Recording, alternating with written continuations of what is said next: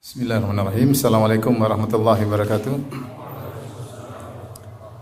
Alhamdulillahi ala ihsani wa syukru lahu ala taufiqihi wa amtinani. Asyhadu an la ilaha illallah wahdahu la syarika lahu ta'ziman li sya'ni wa asyhadu anna Muhammadan abduhu wa rasuluhu da'ila ridwani. Allahumma salli alaihi wa ala alihi wa ashabi wa ikhwani. Kita lanjutkan. Al-Imam Ibnu Katsir rahimahullah berkata, faslun al-Isra wal Mi'raj wa ardin Nabi sallallahu alaihi wasallam nafsuhu alal qabail. Bab tentang Isra Mi'raj dan Nabi sallallahu alaihi wasallam berdakwah kepada kabilah-kabilah. Namun pada kesempatan kali ini kita akan hanya membahas bagian yang pertama, yaitu al-Isra wal Mi'raj. Beliau berkata, wa usriya bi Rasulillah sallallahu alaihi wasallam bi jasadi ala sahih min qauli sahabati wal ulama. Nabi diperjalankan oleh Allah dengan jasadnya menurut pendapat yang sahih di antara dua pendapat sahabat dan ulama. Minal Masjidil Haram ila Baitul Maqdis, dari Masjidil Haram ke Baitul Maqdis. Raqiban al-Buraqa fi suhbati Jibril, dengan mengendarai al-Buraq ditemani oleh Jibril alaihissalam. Fanazala thamma, kemudian beliau pun singgah di Baitul Maqdis. Wa amma bil anbiya bi Baitul Maqdis fa shalla bihim, maka beliau pun mengimami para nabi dan di Baitul Maqdis beliau salat mengimami mereka. Thumma urija bihi tilkal lailata min hunaka ila sama'id dunya. Kemudian setelah itu dari Baitul Maqdis beliau diangkat malam tersebut ke langit dunia. Thumma allati taliha, kemudian ke langit yang berikutnya. Thumma tsalitsah, kemudian langit yang ketiga. Thumma rabi'ah, kemudian langit yang keempat. Thumma al-khamisah, langit kelima. Thumma allati taliha, kemudian yang keenam. Thumma sabi'ah, kemudian yang ketujuh, langit yang ketujuh. Wara'al anbiya'a fis samawati ala manazilihim, dan Nabi melihat para nabi di langit sesuai dengan di tempat-tempat mereka, manzilah mereka. Thumma urija bihi ila sidratil muntaha, dari langit ketujuh naik lagi ke sidratul muntaha. Wara'a indaha Jibrila ala suratil lati khalaqahu Allahu 'alaiha, dan di situ beliau melihat malaikat Jibril sesuai dengan bentuk aslinya yang Allah ciptakan Jibril di atas bentuk tersebut. Wa faradallahu alaihi salawati tilkal lailata, maka di Sidratul Muntaha kemudian Allah mewajibkan salat 5 waktu pada malam tersebut. Wa ikhtalafal ulama'u, dan para ulama berselisih, hal ra'a rabbahu azza wa jalla amla, apakah Nabi ketika di Sidratul Muntaha melihat Allah atau tidak? Ala qaulain, ada dua pendapat. Fasahha Ibnu Abbasin annahu qala ra'a rabbahu wa jaa'a fi riwayatin anhu ra'a bi fuadihi. Telah sahih dari Ibnu Abbas, beliau berkata Nabi melihat Allah, dan dalam riwayat yang lain juga dari Ibnu Abbas bahwasanya Rasulullah melihat Allah dengan hatinya, itu penglihatan hati, bukan penglihatan mata. Dari Ibnu Abbas ada dua pendapat, Rasulullah melihat dengan matanya, ada dikatakan Rasulullah melihat Allah, dalam riwayat yang lain Rasulullah melihat dengan hatinya. Wa fi sahihain an Aisyah radhiyallahu taala anha annaha ankarat dzalika ala qailihi. Dalam Sahih Bukhari dan Sahih Muslim dari Aisyah radhiyallahu taala anha, beliau mengingkari kalau ada yang mengatakan terhadap orang yang mengatakan Nabi melihat Allah. Wa qalat hiya wa Ibnu Mas'udin innama ra'a Jibril. Maka Aisyah dan Ibnu Mas'ud radhiyallahu anhuma berkata yang dilihat oleh Nabi adalah Jibril, bukan Allah Subhanahu wa taala. Wa rawa Muslimun fi sahihi min hadithi Qatadah an Abdullah bin Syaqiq an Abi Dzar annahu qala. Dan Imam Muslim meriwayatkan dalam sahihnya dari hadis Qatadah dari Abdullah bin Syaqiq dari Abu Dzar radhiyallahu anhu annahu qala, bahwasanya Abu Dzar berkata, sa'altu Rasulullah sallallahu alaihi wasallam hal ra'aita rabbak, wahai Rasulullah apakah Anda melihat Rabbmu, yaitu ketika Isra Mi'raj? Qala nurun anna arahu, ada cahaya bagaimana aku bisa melihatnya. Wa fi riwayatin, dalam riwayat yang lain, ra'aitu nuran, aku melihat ada cahaya. Fa hadzal haditsu kafin fi hadhil mas'alah, maka hadis ini cukup sebagai faisal, sebagai pemutus dalam permasalahan ini. Walamma asbaha Rasulullah sallallahu alaihi wasallam fi qaumihi, tatkala Rasulullah sallallahu pagi hari turun dari Sidratul Muntaha, di pagi hari beliau tiba di tengah kaumnya, itu di kota Mekah. Akhbarahum bima arahu Allahu min ayatihil kubra, maka beliau pun mengabarkan kepada kaumnya tentang ayat-ayat yang agung yang beliau lihat ketika dalam Mi'raj. Fashtadda takdzibuhum lahu, maka semakin parah pendustaan mereka terhadap Nabi sallallahu alaihi wasallam, wa adahum, dan gangguan mereka juga semakin parah, wastijaruhum alaihi, dan mereka semakin berani kepada Nabi sallallahu alaihi wasallam. Poin berikutnya beliau menyebutkan tentang Nabi berdakwah di kabilah-kabilah, insyaallah kita tunda pada pertemuan berikutnya. Tapi perhatikan Al-Isra wal Mi'raj. Ya, Al-Isra maknanya, jadi kita ada dua pembahasan, Al-Isra dan Al-Mi'raj. Al-Isra maknanya perjalanan di malam hari. Perjalanan di malam hari. Adapun Al-Mi'raj maksudnya alat untuk naik ke atas. Itu maksudnya perjalanan Nabi naik dari mana? Dari Masjid Al-Aqsa ke Sidratul Muntaha, ke langit. Ke Sidratul Muntaha. Adapun Al-Isra yaitu perjalanan Nabi sallallahu alaihi wasallam di malam hari. Semuanya perjalanan di malam hari dari Masjidil Haram ke Masjidil Aqsa naik Sidratul Muntaha, kemudian kembali lagi ke Mekah ya. Jadi rutenya yaitu Mekah atau Masjidil Haram, kemudian berikutnya ke Masjidil Aqsa, kemudian setelah itu kemana? Sidratul Muntaha. Kemudian kembali lagi ke Mekah. Dan ini semua terjadi dalam malam hari. Ini semua terjadi di malam hari. Makanya disebut dengan Isra, malam hari. Ya. Al-Isra sebagaimana Allah berfirman tentang Nabi Musa, An asri bi ibadi, bawalah hamba-hambaku di malam hari. Makanya Nabi Musa ketika mengeluarkan Bani Israel dari Mesir, dia bawa di malam hari agar Fir'aun dan bala tentaranya sedang istirahat, maka dia bawa kaumnya di malam hari. Allah menggunakan kalimat asri, yaitu dari Isra. Adapun Isra Mi'raj Allah sebutkan dalam Al-Quran. Al-Isra jelas, subhanalladzi asra bi abdihi. Maha suci Allah yang telah memperjalankan hambanya minal Masjidil Haram ilal Masjidil Aqsa, dari Masjidil Haram ke Masjidil Aqsa. Ya, alladzi barakna haulahu, yang kami berkahi di sekitarnya, linuriyahu min ayatina, agar kami perlihatkan kepada dia ayat-ayat kami. Innahu huwas samiul basir.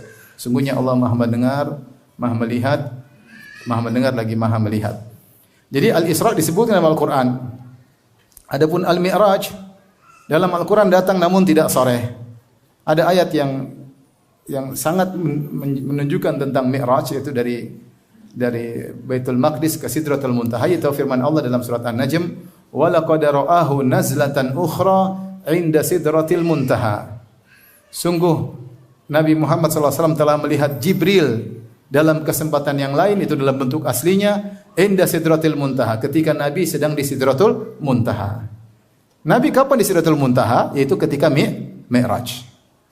Ketika Mi'raj. Adapun dalam surat Al-Isra Allah hanya isyaratkan linuriyahu min ayatina, agar kami perlihatkan kepada Rasulullah tentang keagungan ayat-ayat kami. Ini isyarat, maksudnya naik ke Sidratul Muntaha. Dan lebih jelas dalam surat An-Najm, wa laqad ra'ahu nazlatan ukhra, sungguh Nabi SAW melihat Jibril pada kesempatan yang lain, kapan? Inda Sidratil Muntaha, indaha jannatul ma'wa. Di Sidratul Muntaha, itu di tempat yang paling tinggi, dan di Sidratul Muntaha ada surga tempat kaum mukminin. Ada surga di sana. Maka dalil dari Al-Qur'an tentang Isra tegas, dalam Mi'raj ada isyarat yang kuat, namun didukung dengan hadis-hadis yang mutawatir.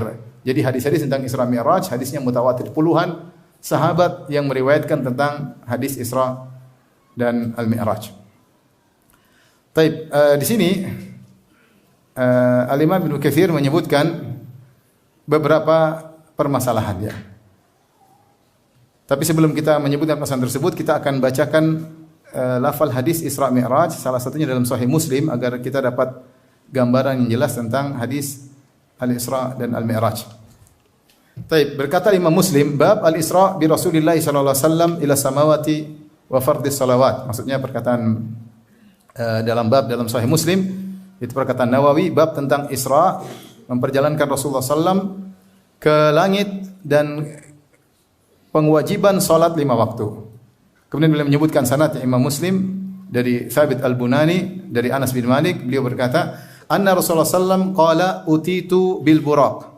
Aku didatangi dengan al-buraq. Disebutkan Rasulullah SAW dari Masjidil Haram, didatangi dengan buraq. Apa itu buraq? wa huwa dabbatun abyadu tawilun fawqal himari wa dunal bagal. Dia adalah seekor hewan yang putih, yang tinggi, lebih tinggi daripada himar, tapi lebih rendah daripada al-bagal. Al-bagal itu persilangan antara himar dengan kuda. Jadi di atas himar tapi di bawah bagal.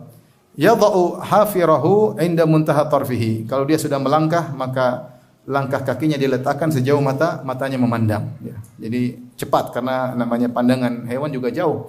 Begitu dia letakkan kakinya sejauh mata memandang. Qala faraqibtuhu hatta ataitu Baitul Maqdis. Maka aku pun menaiki burak sampai aku tiba di Baitul Maqdis. Qala farabattuhu bil halqati allati yarbitu bihil anbiya. Maka aku pun mengikat burak di tempat para nabi mengikat hewan mereka kalau mereka ke situ ya. Qala thumma dakhaltul masjida fa shallaitu fihi rak'ataini thumma kharajtu. Aku lalu masuk Masjidil Aqsa, kemudian aku salat 2 rakaat lantas aku keluar. Faja'ani Jibril alaihissalam bi ina'in min khamrin wa ina'in min labanin. Kemudian Jibril alaihissalam mendatangkan aku dengan sebuah bejana isinya khamar dan sebuah bejana isinya susu. Fakhtartul laban, maka aku pilih bejana yang isinya susu. Faqala Jibril sallallahu alaihi wasallam, ikhtartal fitrah. Sungguh engkau ya Rasulullah telah memilih fitrah. Itu susu dianggap fitrah. Thumma ara jabina ila samai. Maka Jibril kemudian bawa atau uri jabina ila sama. Kemudian kami dibawa ke langit. Fastaftaha Jibril, maka Jibril minta izin dibukakan pintu langit. Faqila man anta, maka penjaga langit bertanya, siapa engkau? Qala Jibril, kata Jibril, saya Jibril. Qila wa man ma'ak, siapa yang bersamamu? Qala Muhammad, Muhammad bersamaku. Qila, dikatakan waqad bu'itha ilaihi, apakah dia sudah diutus? Qala qad bu'itha ilaihi, dia telah diutus. Fafutiha lana fa idza ana bi Adam farahaba bi wa da'ali bi khair. Maka dibukakan pintu pertama itu langit dunia. Tiba-tiba aku bertemu dengan Adam, maka dia mengucapkan selamat datang kepadaku dan dia berdoa untukku. Dalam riwayat marhaban bibni Saleh. Selamat datang kepada putraku Saleh, karena Nabi Muhammad keturunan siapa? Nabi Adam alaihissalam.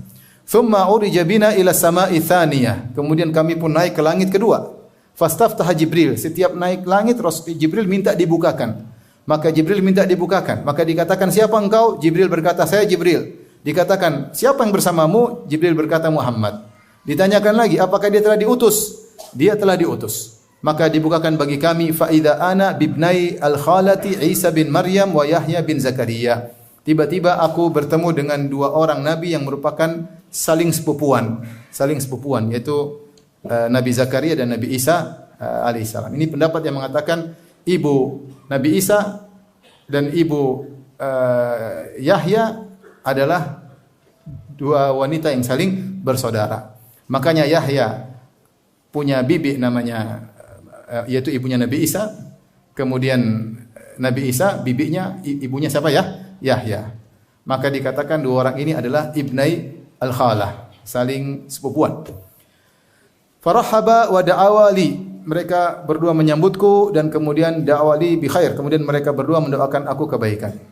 Kemudian aku dinaikkan kepada langit ketiga, Jibril pun minta dibukakan, maka ditanyakan siapa engkau? Jibril berkata, saya Jibril, siapa bersamamu? Muhammad.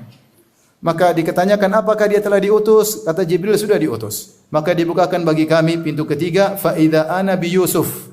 Tiba-tiba saya ketemu Nabi Yusuf alaihissalam. Langit keberapa? Langit ketiga.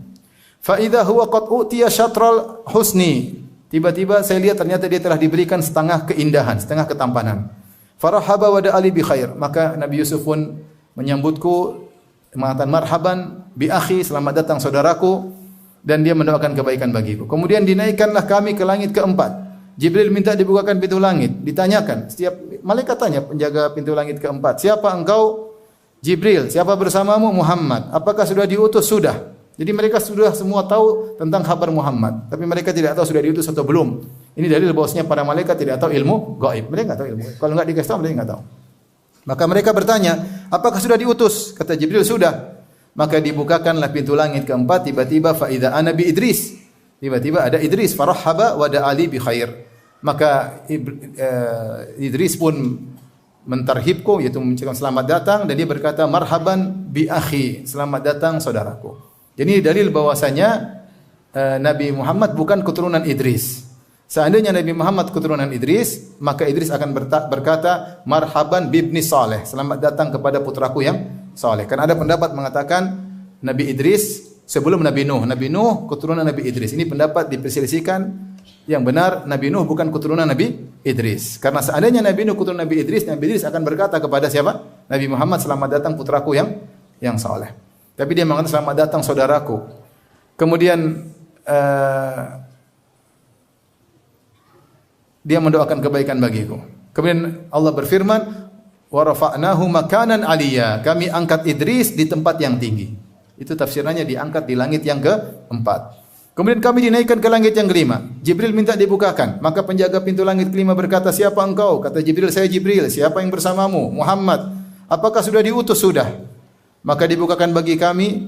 Tiba-tiba saya bersama Nabi Harun alaihissalam. Dia pun mentarhibku dan mendoakan kebaikan bagiku. Kemudian kami naik lagi ke langit yang keenam.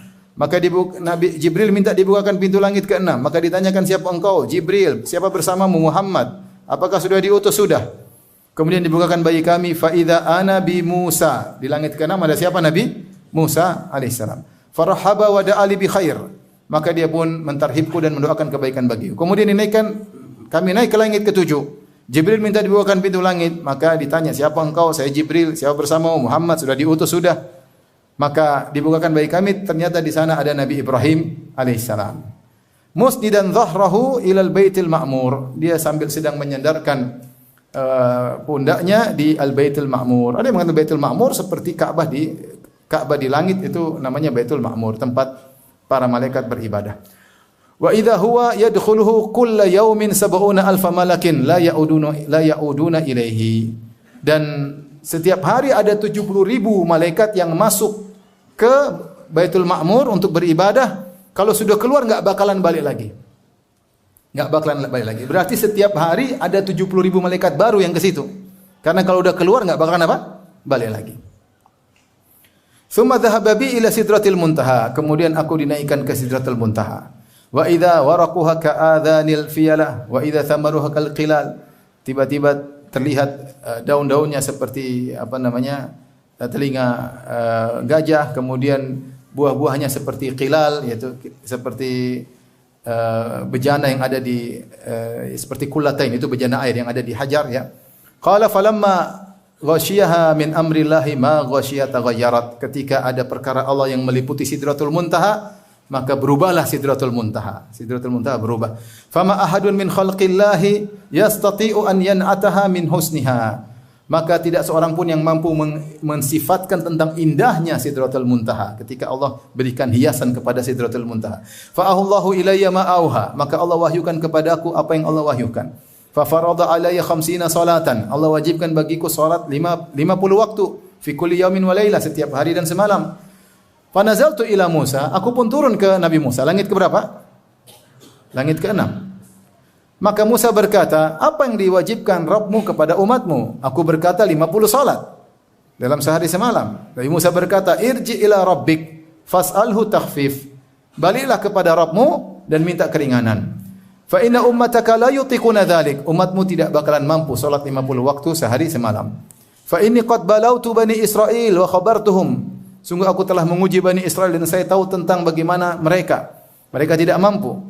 Faraja'tu ila Rabbi, aku pun kembali kepada Rabbku. Faqultu, aku berkata, ya Rabbi khaffif ala ummati. Ya Rabbku, berilah keringanan kepada umatku.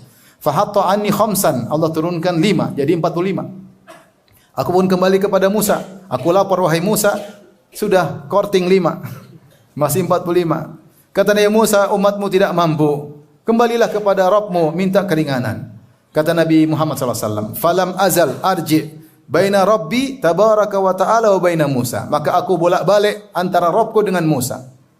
Sampai Allah berkata, ya Muhammad, innahunna khamsu salawatin kulla yawmin wa laylah. Sudah ya Muhammad, 5 waktu sehari semalam. Di kulli salatin ashrun, setiap salat pahalanya 10 kali lipat. Falidzalika khamsuna salatan, yaitu 5 waktu seperti 50 waktu.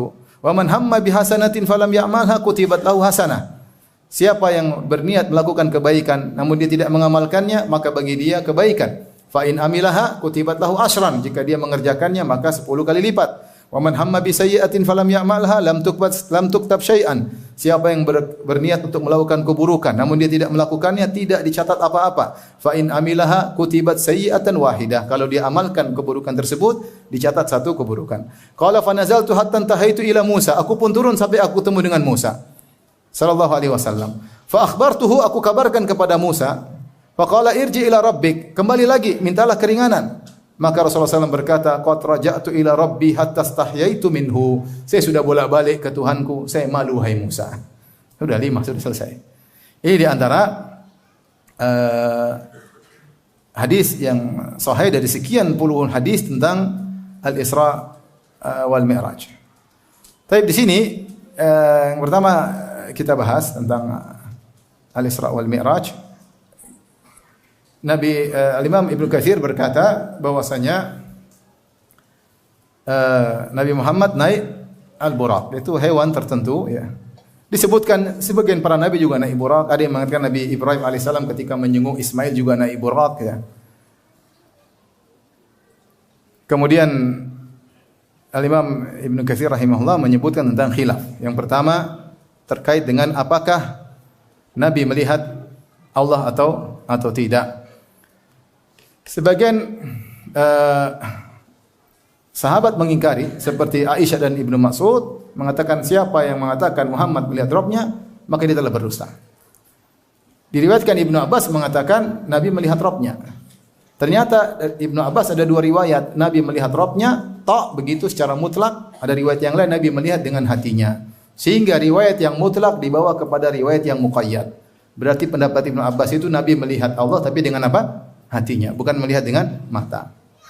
Dan yang menjadi hakim dalam masalah ini adalah hadis Abu Dzar. Dalam Sahih Muslim, Abu Dzar bertanya, "Ya Rasulullah, hal ra'aita rabbak? Apa kau melihat Rabbmu?" Kata Nabi sallallahu alaihi wasallam, "Nurun anna arahu." Ada cahaya, bagaimana aku bisa melihat? Jadi yang benar Rasulullah SAW tidak melihat Allah Subhanahu wa taala. Yang dilihat di Sidratul Muntaha adalah siapa?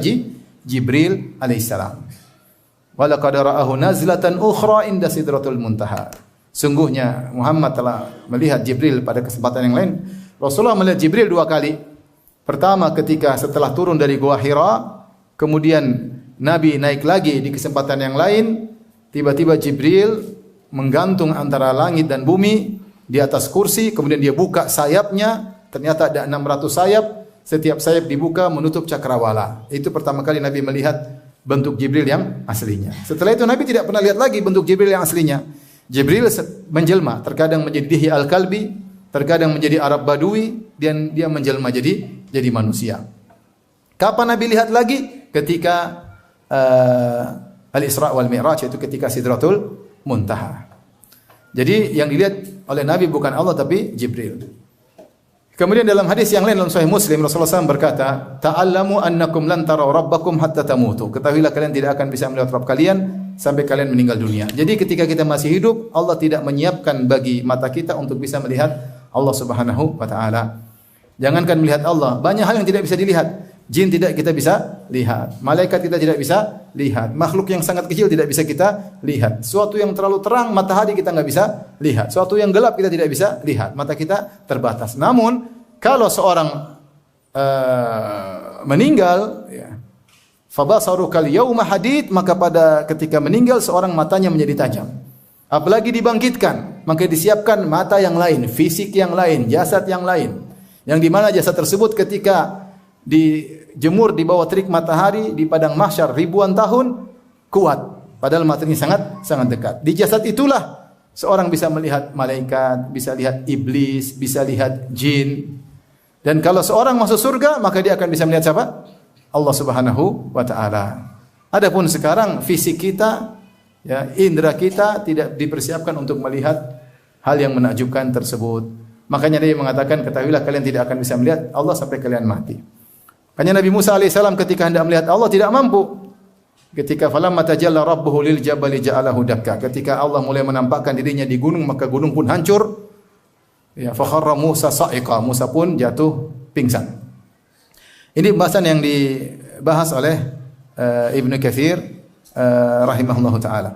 Pembahasan yang lain, apakah Nabi sallallahu alaihi wasallam berisra mi'raj dengan jasadnya atau dengan ruhnya saja? Ada, beliau sebutkan di sini juga ada pendapat di kalangan para ulama ya.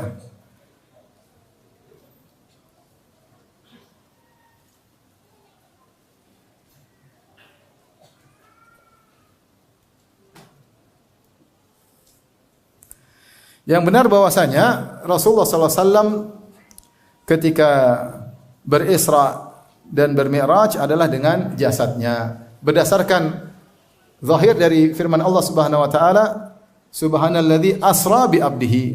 Maha suci Allah yang telah menjalankan nabi, telah menjalankan hambanya di malam hari. Dan kalimat abdihi atau al-abdu itu mencakup jasad dan apa? Dan ruh. Jasad dan ruh.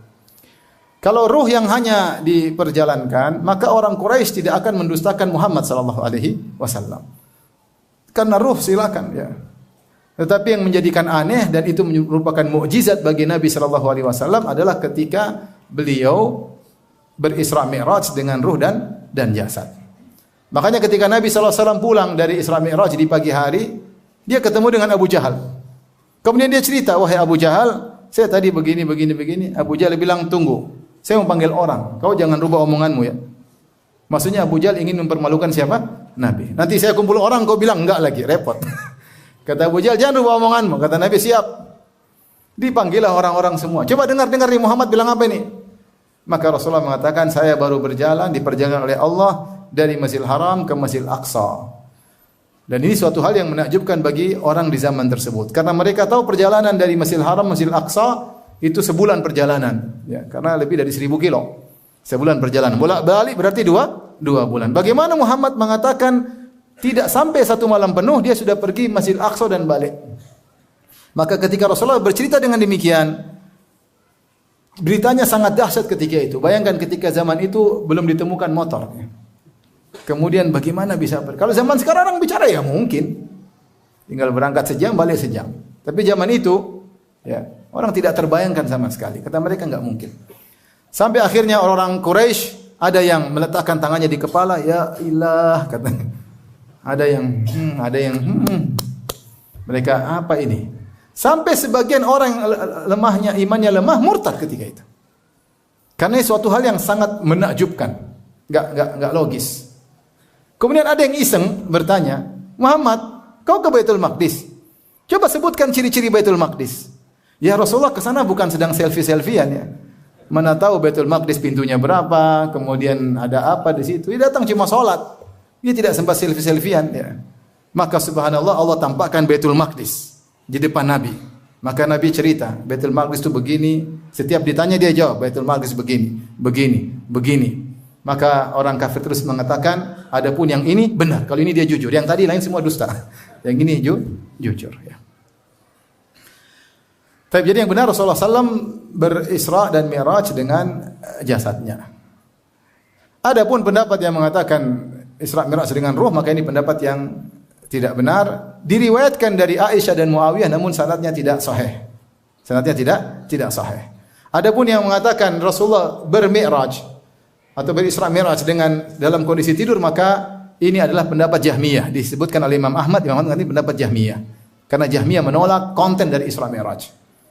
Mereka menolak Allah di atas. Mereka menolak Nabi berbicara dengan Allah Subhanahu wa taala. Sehingga mereka mengatakan itu hanya mimpi. Isra Mi'raj dengan apa? Dengan mimpi. Namun ini pendapat yang batil, bahkan inilah bid'ah. Yang benar Rasulullah SAW dengan jasad dan ruhnya. Adapun yang mengatakan Nabi dengan hanya mimpi adalah pendapat Jahmiyah. Dan di antara dalil bahwasanya Rasulullah SAW dengan ruh dan jasad, Allah mengatakan, "Wa laqad ra'ahu nazlatan ukhra inda sidratil muntaha." Sungguhnya Muhammad telah melihat Jibril di lain kesempatan yang lain ketika sedang sidratul muntaha. Maksudnya apa? Sebelumnya Rasulullah pernah melihat malaikat Jibril. Nah, ketika Nabi melihat malaikat Jibril sebelumnya, apakah melihat dalam mimpi atau dalam alam nyata? Dalam alam nyata dengan jasad dan ruhnya melihat malaikat Jibril. Kemudian dia melihat dalam kesempatan yang lain, berarti juga sama dong dalam alam nyata, bukan dalam alam mimpi, bukan dalam alam mimpi. Baik, pembahasan berikutnya, Nabi SAW ya, sampai di Baitul Maqdis, Rasulullah SAW mengimami para nabi. Dan ini dalil bahwasanya Nabi adalah asyraful anbiya, nabi yang terbaik. Kemudian juga isyarat bahwasanya syariat yang diikuti oleh para nabi syariat Nabi Muhammad sallallahu alaihi wasallam. Buktinya mereka bermakmum kepada siapa? Rasulullah sallallahu alaihi wasallam. Makanya Nabi Isa ketika turun akhir zaman akan mengikuti syariat Nabi Muhammad sallallahu alaihi wasallam. Ketika Nabi Isa turun, kemudian ada imam para kaum mukminin ketika itu sudah mau salat subuh, majulah Imam Mahdi jadi imam. Ketika Nabi Isa turun, Imam Mahdi mengatakan, "Silakan kau jadi imam." Kata Nabi Isa, enggak. Dia bermakmum kepada Imam Mahdi, bermakmum kepada umat Muhammad sallallahu alaihi wasallam. Makanya Rasulullah SAW mengatakan, "Lau kana Musa hayyan ma wasi'ahu illa tibai." Kalau Musa masih hidup alaihissalam, dia pasti akan mengikuti aku. Berarti syariat Nabi Muhammad sallallahu alaihi wasallam kekal sampai hari kiamat. Buktinya para nabi ketika dihadirkan oleh Allah, mereka salat bermakmum kepada Nabi sallallahu alaihi wasallam. Nah, apakah para nabi ketika dihadirkan di hadapan Nabi sallallahu alaihi wasallam ketika di Baitul Maqdis, atau kemudian Nabi ketemu di langit pertama, langit kedua dan seterusnya, apakah jasad dengan ruhnya? Banyak ulama mengatakan ruh dalam bentuk jasad. Ruh dalam bentuk jasad, ya. Karena Nabi sallallahu alaihi wasallam mengatakan, "Ana awwalu man yanshaqqu anhul qabr yaumal qiyam." Aku adalah orang yang pertama kali keluar dari kuburan. Dan kita tahu para nabi sudah meninggal dan jasad mereka dikubur. Tentu mereka tidak keluar dari kuburan jasadnya, tapi kalau ruhnya mungkin dikeluarkan dan dibentuk dalam bentuk jasad mereka. Wallahu a'lam. Atau mungkin ini pengecualian, Allah hadirkan mereka, yang jelas ini adalah kekuasaan Allah Subhanahu wa taala.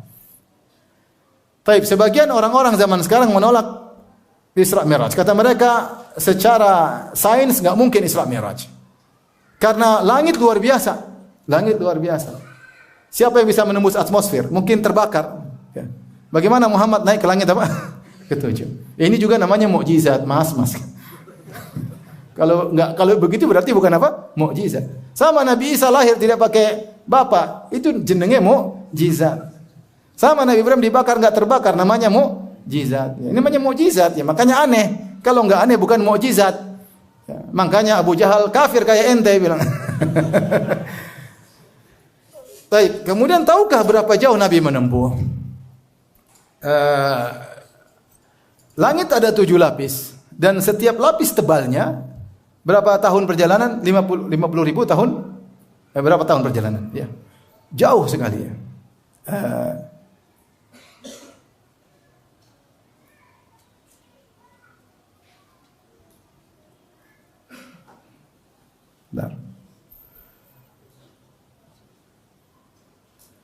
Berapa jarak tebal langit berapa? Ada yang tahu? Coba jadi 50 ribu tahun perjalanan. Coba lihat di apa? Berapa tahun perjalanan tebal langit?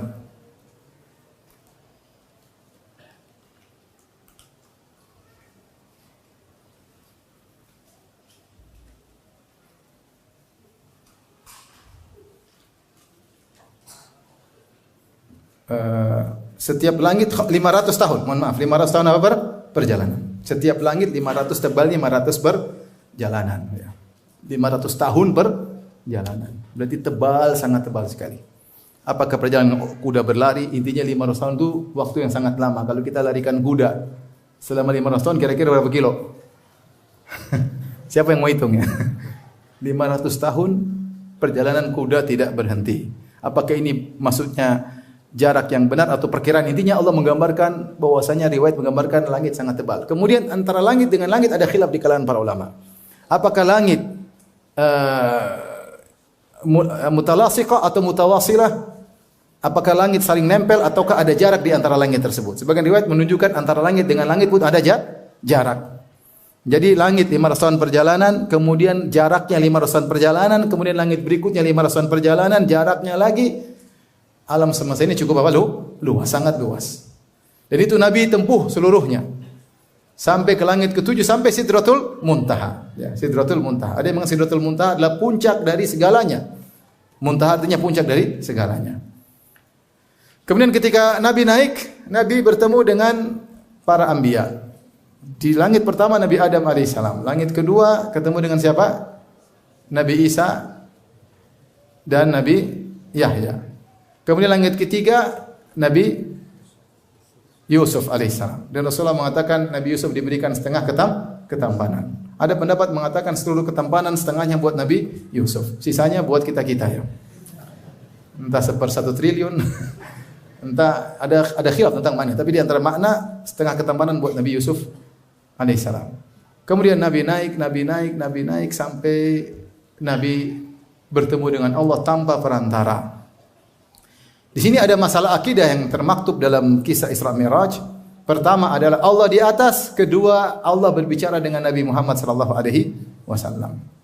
Makanya ketika Allah wajibkan salat 50 waktu, kemudian Nabi Muhammad sallallahu alaihi wasallam turun ke langit ke berapa? Ke-6. Ya. Maka Nabi Muhammad berkata, "Aku senantiasa bolak-balik antara Robku dengan Nabi Musa." Tapi bolak-baliknya begini-begini atau begini-begini? Naik turun kan? Langit ke-6 Sidratul Muntaha, naik turun lagi, naik lagi. Dan Nabi mengatakan antara aku dengan Allah, antara Nabi Musa dengan siapa? Allah. Seandainya Allah tidak di langit, ngapain Nabi bolak-balik? Seandainya Allah tidak di atas, ngapain Nabi bolak-balik? Dan antum melihat acara Isra Mi'raj dimanapun, kalau ustadznya ceramah dengan normal saja, dia pasti bilang Nabi pun naik ke atas ketemu Allah. Mereka bilang begitu. Kecuali dikasih syubhat, Allah tidak di atas. Terus ketemu siapa? Ya cuma ke atas doang. Tidak ada Allah. Tapi kalau antum bicara dengan jujur, orang yang peringati Isra Mi'raj, ketika ustadznya ceramah dia pasti mengatakan Nabi naik ketemu siapa? Allah. Jibril saja minggir, Nabi sendiri. Makanya hadis Isra Mi'raj diingkari oleh Jahmiyah. Mereka mengatakan ini hadis mimpi. Hadis mimpi. Datang dalam riwayat Syarif bin Abdullah, wa huwa naim fil Masjidil Haram. Namun ini lafal didoifkan oleh para ulama karena syad. Yang kedua itu awal mula Nabi mimpi, Nabi tidur kemudian dia bangun. Karena hadis-hadis yang menunjukkan Rasulullah tidak dalam kondisi mimpi, tidak dalam kondisi terjaga. Yang kedua ada masalah akidah, Rasulullah sallallahu alaihi wasallam berbicara dengan Allah. Makanya yang disebut kalimullah bukan cuma Nabi Musa alaihissalam. Di antara kalimullah adalah Nabi Muhammad sallallahu alaihi wasallam. Apa itu kalimullah? Yang berbicara dengan Allah secara langsung. Tilkar rusulu faddalna ba'dhum ala ba'd minhum man kallamallah. Demikianlah para rasul kami berikan tingkatan-tingkatan mereka. Di antara mereka kami tingkatkan dengan apa? Kami tinggikan kemuliakan mereka dengan apa? Allah bicara dengan mereka secara langsung. Isyarat bahwasanya bukan satu nabi. Makanya kalimullah ada 3. Nabi Musa alaihissalam yang terkenal, Nabi Muhammad SAW ketika Isra Mi'raj, Nabi Adam ketika diciptakan. Nabi Adam. Ini 3 di antara nabi yang kita ketahui Allah berbicara langsung dengan mereka. Sebagaimana Khalilur Rahman juga bukan satu, bukan cuma Nabi Ibrahim alaihissalam. Wattakhadallahu Ibrahim khalila. Allah menjadikan Ibrahim sebagai kasihnya. Nabi Muhammad juga kekasih Allah Subhanahu wa taala. Ini konten dari hadis Isra Mi'raj, maka mengandung masalah akidah yaitu Allah di atas dan juga bahwasanya Allah berbicara dengan Nabi Muhammad sallallahu alaihi wasallam. Akhirnya Allah kasih salat 50 waktu, akhirnya dikurangi sampai akhirnya tinggal 5. Kemudian Nabi ketika pergi dari Nabi Musa pun menangis. Maka ditanya, "Wahai Musa, kenapa engkau menangis?" Nabi Musa berkata, "Aku menangis karena ada seorang pemuda diutus setelahku, pengikutnya lebih banyak daripada aku." Taib. Apakah Nabi Musa hasad kepada Nabi Muhammad SAW? Jawabannya tidak. Ini namanya ghibtah. Ghibtah. Kenapa? Karena Nabi Muhammad mendapatkan kemuliaan yang tidak bisa diraih oleh Nabi Musa. Dan orang beriman kalau ada kebaikan terluputkan dia sedih. Ya atau tidak? Orang beriman kalau tidak salat berjamaah subuh dia sedih. Nabi Musa alaihissalam sama sekali tidak hasad kepada Nabi Muhammad SAW. Bahkan dia bukan cuma sayang kepada Nabi Muhammad, dia sayang kepada kita. Umat Muhammad SAW, maka dia mengatakan, "Wahai Rasulullah, wahai Muhammad, umatmu tidak mampu salat 50 waktu sehari semalam. Seandainya Allah tidak mentakdirkan Nabi Muhammad ketemu Nabi Musa, kita mampus. Coba salat 50 waktu sehari semalam. Kapan mau main pingpong?" 50 waktu sehari semalam enggak kuat. Menunjukkan Nabi Musa sayang kepada kita. Dia punya jasa sama kita. Dia tidak hasad sama Nabi, cuma dia ghibtah. Ada suatu kemuliaan yang tidak bisa diraih, maka dia menangis. Nabi Musa alaihissalam. Dan subhanallah Allah mentakdirkan Nabi Muhammad mampir dulu Masjidil Aqsa agar dia salat di antara 3 masjid ya yang disyariatkan untuk syaddur rihal ke sana, untuk bersafar ke sana mencari keberkahan dan untuk mengimami para Nabi. Dan ternyata ketika dia pulang dia ditanya sebagai bahan ujian oleh orang Quraisy bagaimana sifat dari Baitul Maqdis. Taib. Pembahasan berikutnya Isra Mi'raj kapan terjadi? Maka tidak ada dalil yang menunjukkan kapan tahunnya, kapan bulannya, apalagi kapan harinya. Sampai tahunnya pun diperselisihkan. Apakah 3 tahun sebelum hijrah ataukah setahun sebelum hijrah? Khilaf di kalangan para ulama. Namun para ulama sepakat bahwasanya Isra Mi'raj sebelum hijrah dan setelah Nabi diangkat menjadi seorang nabi. Dan banyak ahli sirah mengatakan kejadian Isra Mi'raj setelah Amul Huzun. Setelah Nabi mengalami kesedihan yang bertubi-tubi. Setelah 3 tahun Nabi diboikot sebagaimana sudah kita jelaskan di Syi'ab Abi Talib 3 tahun. Setelah itu pada tahun 10 kenabian, dari tahun ke-7 sampai tahun 10 kenabian diboikot luar biasa. Kemudian setelah keluar dari pemboikotan dalam kondisi susah, Khadijah meninggal dunia, kemudian siapa? Abu Talib juga meninggal dunia. Setelah itu Rasulullah SAW semakin ditekan, akhirnya dia mencoba berdakwah di luar kota Mekah, berdakwah di Taif, ternyata juga dihina di sana. Ketika bertumpuk-tumpuk berbagai macam kesedihan, Allah ingin menghibur Nabi, maka Allah angkat Nabi SAW dengan Mi'rajnya. Maka Nabi SAW dimuliakan. Namun kapan terjadi enggak ada yang tahu. Tahun persisnya maksudnya. Persisnya kapan enggak ada yang tahu. Bulannya apalagi harinya. Apalagi harinya. Dan malam Lailatul Mi'raj adalah malam terbaik bagi Nabi SAW. Kalau malam terbaik bagi umatnya, malam Lailatul Qadar. Tapi malam terbaik bagi Nabi Muhammad SAW kapan? Tatkala Mi'raj. Kenapa? Disitulah Nabi berbicara langsung dengan Allah Subhanahu Wa Taala. Disitulah Nabi mencapai tempat tertinggi. Hatta yasma' sarifal aklam. Sampai Nabi melihat ada tulisan, bunyi tulisan. Itu tulisan para malaikat mencatat apa yang takdir tentang masa depan. Tapi Nabi dengar ada malaikat sedang apa? Menulis. Bukan yang di Lauhil Mahfuz, sudah selesai. Saking tingginya Nabi SAW. Ya. Kemudian disitulah Nabi diberikan syariat yang langsung kepada Nabi, berbeda dengan syariat-syariat yang lain, itu salat 5 waktu. Maka malam yang terbaik bagi Rasulullah adalah malam Mi'raj. Taib. Apakah para sahabat dan Nabi mengagungkan malam tersebut? Tentu. Tidak ada yang ragu. Bahkan Allah mengagungkan. Allah mengagungkan malam tersebut. Allah mengagungkan, bahkan Allah turunkan ayat. Surat namanya surat Al-Isra. Tidak lain karena agungnya malam tersebut. Tetapi apakah Nabi dan para sahabat merayakannya? Jawabannya tidak. Jawabannya tidak. Oleh karenanya kita mengagungkan malam tersebut, namun tidak ada hari raya Isra Mi'raj, enggak ada. Dan mentakhsis waktu untuk dijadikan perayaan itu butuh dalil. Apalagi berulang-ulang. Namanya Id adalah suatu yang diulang-ulang, dirayakan. Dan kita punya Id cuma 2, Idul Adha sama Idul Fitr. Adapun mengkhususkan waktu tertentu untuk dirayakan berulang-ulang setiap tahun itu namanya Id secara bahasa, dan itu butuh dalil. Kalau tidak ada dalilnya maka tidak boleh kita menganggap itu sebagai ibadah tertentu. Yang menyedihkan sebagian orang melaksanakan perayaan Isra Mi'raj, kemudian konten dari Isra Mi'raj tidak dikerjakan, yaitu tidak salat. Padahal Isra Mi'raj berbicara tentang agungnya apa? Salat. Dan ini juga dalil bahwasanya ibadah yang sangat dicintai oleh Allah adalah ibadah salat. Makanya Allah suruh 50 waktu sehari semalam. Dia ibadah yang sangat agung. Makanya pahalanya sangat besar. Kata Rasulullah SAW, innaka lan tasjud sajadatan illa rafa'akallahu biha ya daraja wa hatta anka biha khati'ah. Tidaklah kau sujud sekali kecuali Allah angkat derajatmu dan Allah hilangkan dosamu. Wasjud waqtarib, sujudlah dan dekatlah. Semakin kita sering sujud, semakin dekat dengan Allah Subhanahu Wa Taala. Kita latih diri kita jadi orang yang suka salat. Makanya ibadah yang paling banyak variasinya ibadah apa? Salat. Salat ini, salat anu, salat ini, sampai ada salat mutlak. Silakan mau salat kapan saja kecuali waktu terlarang. Dan ini menunjukkan mudahnya kita berconnecting dengan Allah Subhanahu Wa Taala. Ada masalah tinggal salat. Karena Nabi SAW idza hazabu amrun fazila salat. Rasulullah ada masalah genting, dia salat. Wasta'inu bisabri was salat. Jadikanlah salat dan sabar sebagai penolong bagimu. Seorang mukmin berusaha hobi untuk salat. Sampai Nabi mengatakan waju'ulat qurratu aini fi salat.